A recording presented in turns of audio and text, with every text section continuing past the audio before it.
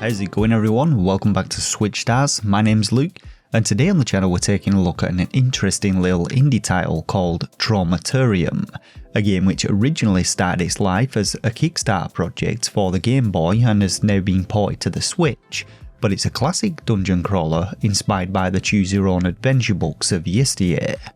The question is though, how does it play, and is it worth your time and cash? Well, drop a like, subscribe for more Nintendo Switch content, and let's find out. So the story then, and the game begins with an introduction in which we discover that a terrible famine has spread across the kingdom after a great evil awoke from its slumber, and so the kingdom calls upon the only one strong enough to defeat it and enter the Traumatarium, that of course being you. From here though, there's not an awful lot else in terms of narrative aside from the game's conclusion, and I have to admit that being as the game was inspired by classic adventure books, I had expected more from it, perhaps some branching story paths and a little more lore about the world in which we find ourselves. As it is though, the story is a little lacking in this one. It does a good job so far as setting the scene for us, but very little else. Now it's apparent right from the get-go that with Traumatarium, the developers are really aiming to replicate that true Game Boy experience, and upon booting up the game, you're presented with a main menu where you can check out the box art and the game's manual before popping the physical cartridge inside a scruffy looking Game Boy, and I thought this was a really neat touch. Once you're through the game's intro though, you're entered into a hub area where you can either visit the town or delve into any of the game's 4 dungeons. But the town centre is a place where you can visit the inn to save your game, pop into the shop or blacksmith to purchase bandages, potions and a few pieces of equipment, or head over to the library to learn about what some of the items actually do. But you start the game with 25 gold, which I recommend picking up the sword from the blacksmith with, as it increases your damage and gives you a bit of an advantage in combat. Now each of the 4 dungeons are home to spirits who must be eliminated to lift the curse on the kingdom, and you can tackle these in whatever order you see fit. And I started off with the Faceless Lure, assuming that it was the easiest of the 4, but after playing through the rest, the difficulty level of them all appear to be practically the same. In each of them though, the objective is to work your way through 10 individual rooms one after another until in the final room you face off against and have to defeat the evil cursed spirit. You have a stamina bar, a portion of which is drained with each room you move through, and once this is empty you'll start losing health, but bandages and food can be used to top these up, both in and out of battles, and these can either be purchased from the shop or found throughout the dungeon. It's a simple system which works fine, but I didn't find the stamina mechanics to be particularly impactful.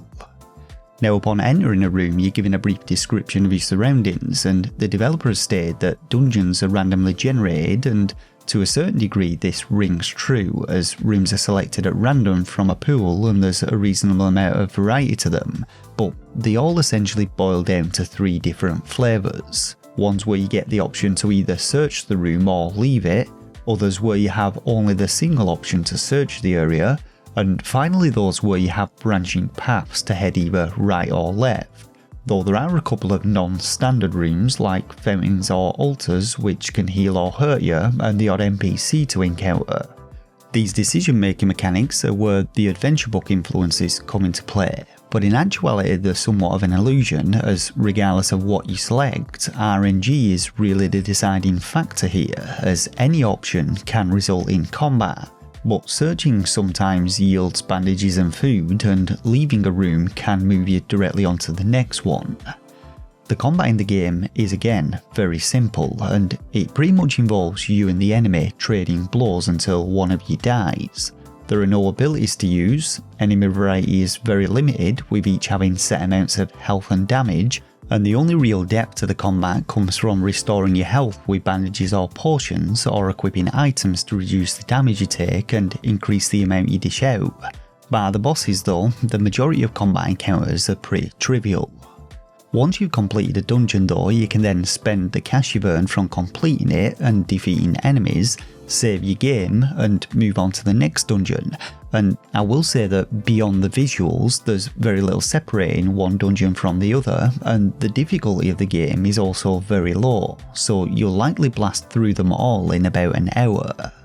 After this though, you'll have to take on the Traumatarium, a gauntlet of all 4 bosses, one after another, followed by the final boss, and this is where the game gets really grindy, as you're gonna have to go back and repeatedly complete previous dungeons to save up the cash to buy potions and equipment to beat it, and optionally there's also a hidden relic to collect in each dungeon, which from what I could tell is purely RNG based and has a very low chance of appearing, so some additional grinding to be had there, and you'll likely find yourself just mashing the A button to get through them as fast as possible. That in a nutshell is the game though. It's simple but enjoyable enough and should serve you well to fill a couple of hours with, but its lack of depth did leave me wanting a little more from it. Not bad for the price though, and should definitely appeal to fans of classic Game Boy games. Now when it comes to the visuals and audio, you're really getting a true Game Boy experience with this one, by the Game Boy itself, and everything from the presentation of the gameplay to the visual style and the way in which the screen transitions cause little stutters in the audio really do a great job of replicating the experience. The graphics, sound effects and music are spot on though, and you can cycle through a ton of different colour schemes, remove the Game Boy overlay and switch out the borders if you're wanting more of a standard Nintendo Switch experience. My one and only qualm is with the graphical glitches though, as on several occasions the health bars messed up and at one point everything went mental and I could no longer see any of the in-game text. Bar this bug though, overall a great job on the audio and visuals. So all in all, while there's not a huge amount of depth to it and the mechanics of the game are all kept pretty simple, it still offers a fun little diversion for a couple of hours, and I really appreciate the effort that has been put into giving it that classic Game Boy makeover.